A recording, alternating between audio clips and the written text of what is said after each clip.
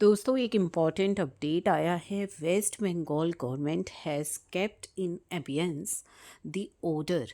कौन सा ऑर्डर? जिसमें कि रिड्यूस किया गया था इंट्रा स्टेट इवेबल थ्रेशोल्ड को फ्रॉम 1 लाख टू 50,000, जो कि होने वाला था 1 लाख टू 50,000 और ये इफ़ेक्टिव हो रहा था 1 दिसंबर से।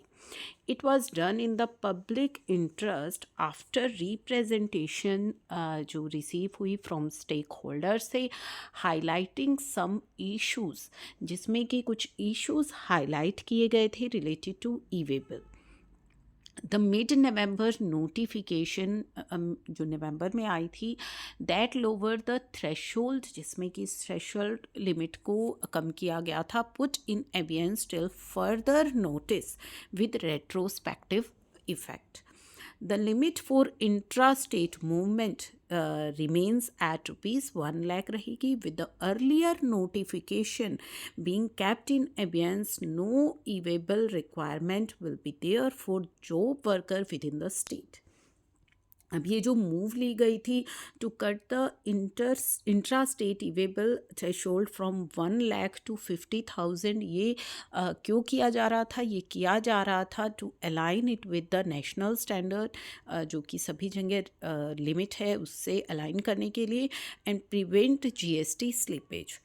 State government had also aimed to achieve parity with the rest of country, जहाँ पे कि interstate good movement जो है वो 50,000 है, and eliminate ambiguity between interstate और intrastate limits के अंदर जो है, तो उस चीज़ों को रिमूव करने के लिए ये डिसीज़न लिया जा रहा था।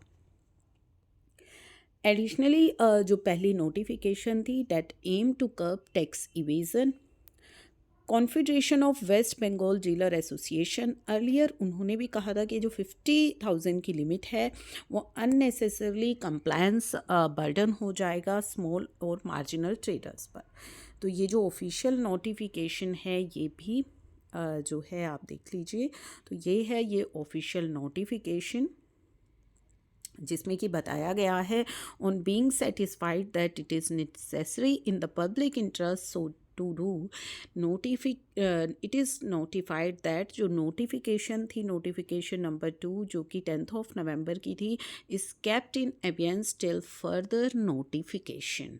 फर्दर नोटिफिकेशन की वेट कीजिए। ये notification deem to have come into force with effect from 1 December 2023। तो ये बहुत ही इंपॉर्टेंट अपडेट है, इसे शेयर ज़रूर कीजिएगा।